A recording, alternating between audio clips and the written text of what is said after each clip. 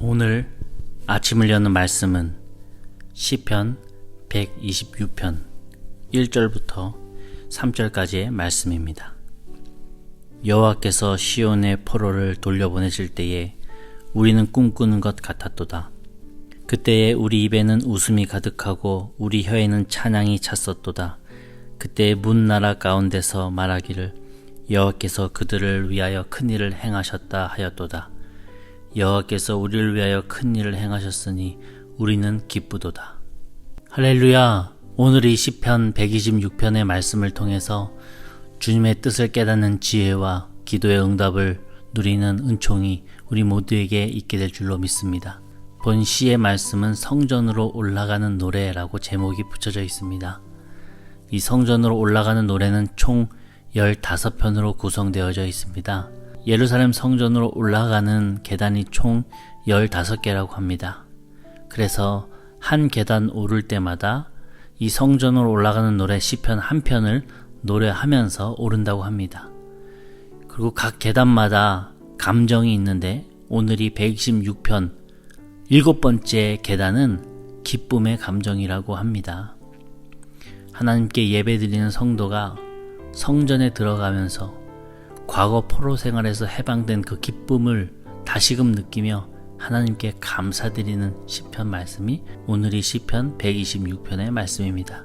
이 시는 정확히 누가 기록했는지는 알 수는 없지만 학자들은 이 시인이 바벨론 포로 생활의 아픔을 경험하면서도 이 약속의 땅 이스라엘로 포로 귀환을 했던 사람이라고 연구를 합니다.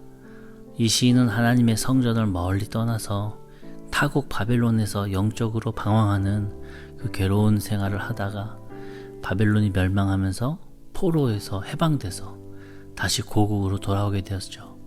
그 이후에 수차례 산전수전을 다 겪으며 결국 이스라엘 성벽을 쌓고 또 이스라엘 성전을 짓고 그 성전 입구로 들어갈 때에 그 감동이 어떠했겠습니까? 이루 말할 수 없는 벅찬 마음에 눈물이 펑펑 흘렀을 것 같습니다. 이렇게 고대하고 이렇게 바라던 그 성전으로 발걸음을 옮길 때에 그 감격을 이 시편 126편에 담고 있는 것입니다. 이런 기쁨과 감사의 시간이 있기까지 바벨론 포로 생활에서의 어려움과 예루살렘 성벽의 재건과 또 성전을 건축하면서 이 시인은 본인에게 무너졌었던 그 신앙이 다시 재건되어지고 있었던 것입니다. 우리의 몸을 보고 성전이라고 하지 않습니까? 이 교회 건물도 성전이기에 거룩해야 하겠지만 예수님께서 강조하셨던 것은 우리 자신도 주님의 영이 거하시는 성전이니 우리 개개인이 거룩해져야 된다라고 말씀하셨습니다. 그런데 이 성전인 내 몸이 세상 속에서 죄로 인해서 점점 폐허가 되는 것입니다. 주의 영을 모시기에는 너무나도 창피한 세속적인 것으로 점점 변해가는 게 우리의 몸이라고 하는 것이죠. 그래서 오늘 이 시인이 외치는 성전으로 올라가는 이 노래는 정말 이 건물인 교회가 회복되는 것도 의미하지만 한편으로는 우리의 이 몸이 주의 성전이기에 하나님께서 기뻐하시는 거룩한 믿음으로 다시 회복되고 재건되기를 원한다는 고백이기도 합니다. 우리 사랑하는 영토보 중앙교회 성도님들께서는 지금 내 몸이 하나님께서 거하시는 성전이라는 것을 꼭 기억하시면서 내가 이 세상 살아가면서 주님을 이곳에 모실 수 있을 만큼 거룩하게 살아가고 있는지 다시 한번 생각해 보기를 원합니다. 또한 그렇지 못할 정도로 좀 부끄러운 마음이 있다면 우리가 말씀과 기도를 통하여서 하나님의 영을 모시기에 부족함 없는 주님의 자녀, 주님의 성전 되기를 원합니다. 이스라엘 백성들이 70년을 넘게 성전에 못 들어갔다가 귀환하고 성전을 건축한 후에 첫 발을 성전 안으로 내디뎠을 때의 그 감격을 상상해 보면 저는 개인적으로 일본에서 선교할 때에 처음으로 교회를 이전하고 건물다운 곳으로 이사했었을 때의 감격이 떠오릅니다. 차가운 컨테이너 박스에서 좀 더 넓은 곳으로 새롭게 이전했던 곳은 입구에 버튼을 누르면 문이 열리는 자동문이 설치되어져 있더라고요. 이렇게 새롭게 이전한 교회 건물은 저에게 있어서 참 놀라운 곳이었습니다. 임대를 계약하고 그날 밤에 아내와 함께 몇 번이고 문 버튼을 눌러보며 목회를 우리 잘하자고 다짐했던 기억이 납니다. 그런데 그렇게 새로운 환경에서 예배 드리게 됐을 때요, 빠지지 않고 드는 생각이 있었는데 바로 컨테이너보다도 더 열악한 환경에서 예배 드리고 있는 공동체에 대한 안타까움이었습니다. 디아스포라 유대인들처럼 일본 시골에는 여전히 열악한 환경 속에서 혼자 또는 둘셋이 모여서 조용히 예배 드리는 일본 기독교인들이 많이 계세요. 이렇게 교회가 세워지니까 그분들은 신앙생활을 잘 하고 계신 건지, 함께 신앙생활 할 수는 없는 건지, 그 신앙생활 잘 이어가기를 바라는 마음이 커지더라고요. 근데 오늘 본문에 보니까 이 시인도 그렇게 고백을 합니다. 4절에 보면은 갑자기 여호와여 우리의 포로를 남방 시내들 같이 돌려보내소서 라고 고백을 합니다. 1절부터 3절까지는 성전에 들어갈 때에 본인이 느끼던 그 기쁨을 노래했다면 4절부터 6절까지는 아직 포로 귀환을 하지 못한 동료들에 대한 바램을 노래하고 있는 겁니다. 바벨론 포로 귀환은 총 3차에 걸쳐서 이루어졌다고 합니다. 그러니 이 시인은 앞쪽 차수에 귀환을 한 것이고 4절에서 말하는 포로 귀환은 뒤쪽 차수를 의미하고 있는 것입니다.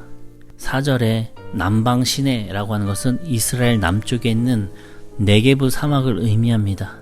이 사막은 평소 건기에 광야라서 살기 어려운 환경이지만 우기가 되면은 갑자기 비가 많이 내려서 시냇물처럼 물이 흐를 정도로 굵은 물줄기가 만들어진다고 합니다.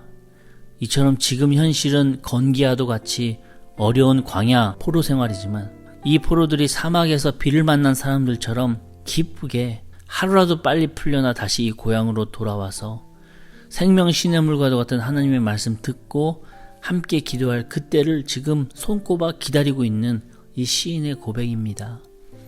그리고 이 기적 같은 역사가 일어나기를 시인은 5절과 6절에서 씨 뿌리는 농부와도 같은 눈물로 기도의 씨를 뿌리며 하나님의 역사하심을 경험하게 해달라고 요청하고 있는 것입니다.